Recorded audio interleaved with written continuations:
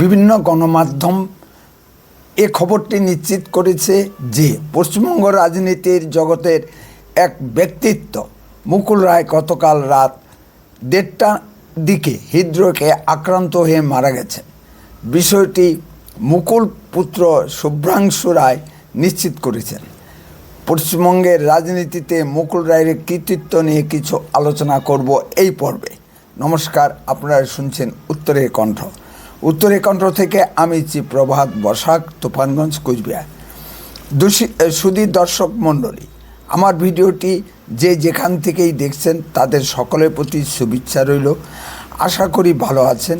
চ্যানেলটিকে like, share, comment করে subscribe করুন, যাতে বেশি বেশি লোকের ভিতর পৌঁছে যায়।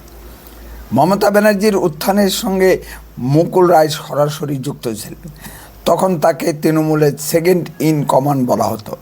কিন্তু গোল বাঁধে মমতা ব্যানার্জির সঙ্গে যখন অভিষেক ব্যানার্জিকে তৃণমূলের সেকেন্ড ইন কমান্ড করা নিয়ে। মুকুল রায় অভিষেক ব্যানার্জিকে সেকেন্ড ইন কমান্ড মানতে পারেননি। তারও মনে মনে আশা ছিল মমতা ব্যানার্জির পর তিনি তৃণমূলে হাত লড়বেন। ঠিক একই ধরনের প্রতিক্রিয়া হয়েছিল শুভেন্দু অধিকারীর মনে। মুকুল রায় তৃণমূল থেকে বেরিয়ে এসে বিজেপিতে যোগ দেন। বিজেপিও সেই সুযোগ সৃষ্টি করেছিল, কিন্তু মুকুল রায় বিজেপিতে বেশি দিন টিকতে পারেননি। শুনেছি মুকুল রায় তৃণমূলের বুথ লেভেল কর্মীদের পর্যন্ত চিনতেন। এটা তার অন্যতম গুণ। বিজেপিতে তার অবদান অস্বীকার করার মতো নয়। তার হাত ধরেই সৌমিত্র খানের মতো অনেক তৃণমূল নেতারা বিজেপিতে যোগ দিয়ে দলকে সমৃদ্ধ করেছেন। বিজেপিও মুকুল রায়কে কম সম্মান দেননি। তাকে সর্বভারতীয় সহসভাপতি করা হয়েছিল। বিজেপির সংগঠনের ইতিহাসে এ ধরনের নজির নেই যে অন্য দল থেকে এসে সরাসরি বিজেপির সর্বভারতীয় সহসভাপতি হওয়া। কিন্তু বাদরের গলায় মুক্তোর মালা মানায় না। তিনি বিজেপিতে এসে অন্যান্য দক্ষিণপন্থী দলের মতো বিজেপিতে কামিনী কাঞ্চন কালচার ঢোকাতে চেষ্টা করেছিলেন। তিনি কেন্দ্রীয় নেতারা কলকাতায় এলেই তাদের হোটেলে সুন্দরী সুন্দরী মহিলাদের পাঠিয়ে দিতেন সেবা করতে। এই করেই তিনি কৈলাস বিজয়বর্গীকে বশ করেছিলেন। 21-এর বিধানসভা নির্বাচনে তিনি পশ্চিমবঙ্গের বিজেপির টিকিট বন্টনের দায়িত্ব পেয়েছিলেন। এবার তার আসল খেলা শুরু হয়। তিনি আস্তিন থেকে তার গোপন তার বের করেন। তিনি নারী ও অর্থের বিনিময়ে বিজেপির টিকিট বিক্রি করতে চেষ্টা করেন, কিছুটা সফলও হন। এই নিয়ে বিজেপির ভিতর প্রচণ্ড বিতর্কের সৃষ্টি হয় এবং শেষ পর্যন্ত সঙ্ঘের হস্তক্ষেপে বিষয়টি পরিসমাপ্তি ঘটে। বিজেপিতে এই ধরনের কালচার কোনো দিনই ছিল না। মুকুল রায় প্রথম এই ধরনের কালচার ঢোকাতে চেষ্টা করেছিলেন। শোনা যায় বর্তমান বিজেপির অনেক এমএলএও 20 থেকে 25 লক্ষ টাকা দিয়ে বিজেপির টিকিট ক্রয় করেছিলেন। নাম উল্লেখ করছি না। যারা টাকা দিয়ে বিজেপির টিকিট কিনেছিলেন তারাই মনে মনে জানেন কিভাবে বিজেপির টিকিট পেয়েছিলেন। নাম উল্লেখ করে তাদেরকে বিব্রত করতে চাই না। আশেপাশে একটু কান পাতলেই শুনতে পাবেন।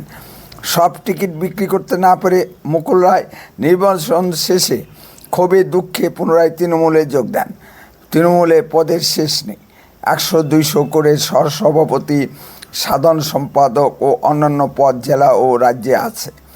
তৃণমূল মুকুল রায়কে কি পদ দিয়ে সম্মানিত করেছিল তা অবশ্য আমার জানা নেই, কিন্তু তিনি বিজেপিতে যে গুরুত্ব পেয়েছিলেন তৃণমূলে গিয়ে তিনি আর সেই গুরুত্ব পাননি। ধামাধরা একবার তৃণমূল একবার বিজেপি করেছেন এবং পরে মানসিক ভারসাম্য হারিয়ে ফেলেন। তারপর তিনি অসুস্থ হয়ে গৃহবন্দী হয়ে যান। তারপর আর মুকুল রায়কে বাইরে বেশি দেখা যায়নি। গতকাল তার পরিসমাপ্তি ঘটল। বেশ কিছুদিন ধরেই তিনি একটি বেসরকারি চিকিৎসাখানায় কোমায় ছিলেন। মুকুল রায়ের টিকিট বিক্রির প্রসঙ্গ এই কারণেই টানলাম যে আবার 26-এর বিধানসভা নির্বাচন সামনে। এবারও কি এই ধরনের খেলা হবে?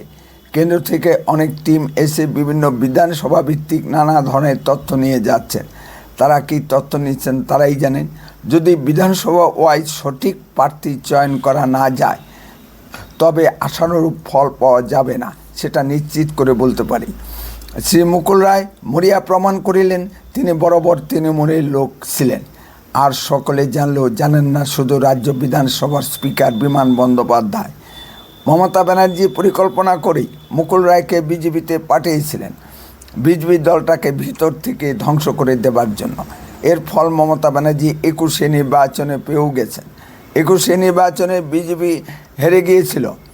যেসব তৃণমূল নেতা 21শে নির্বাচনের আগে বিজেপিতে এসেছিল এমএলএ হয়ে, তারা দল বেঁধে আবার তৃণমূলে ফিরে গিয়ে বড় বড় পদ পেয়েছেন।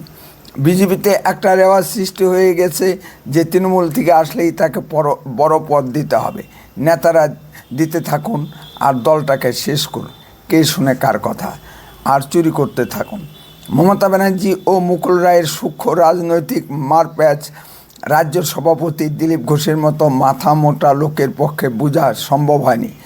বেশিরভাগ রাজ্য নেতারা যারা কেন্দ্র থেকে আসেন তাদেরকে কিভাবে দমন করে অর্থ আদায় করা যায় সেই সম্পর্কে সর্বদা চেষ্টা চালিয়ে যান। বেশিরভাগ কেন্দ্রীয় নেতারা বাঙালিদের জটিল মানসিক চরিত্র বুঝতে পারেন না। ভারতের অন্যান্য রাজ্যের সঙ্গে পশ্চিমবঙ্গের রাজনীতি গুলিয়ে ফেললে বড় ভুল হবে। ভারতের রাজনীতির চাণক্য বলে কথিত অমিত শাহজিকে কীভাবে সামান্য একজন গ্রেটার নেতা অনন্ত মহারাজ খোল খাইয়ে ছেড়ে দিল। তিনি এখন দুই নৌকাতে পা দিয়ে চলছেন।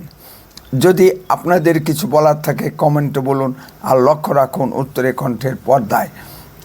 চ্যানেলটিকে সাবস্ক্রাইব করুন। বন্দে মাতরম, ভারত মাতা কি জয়।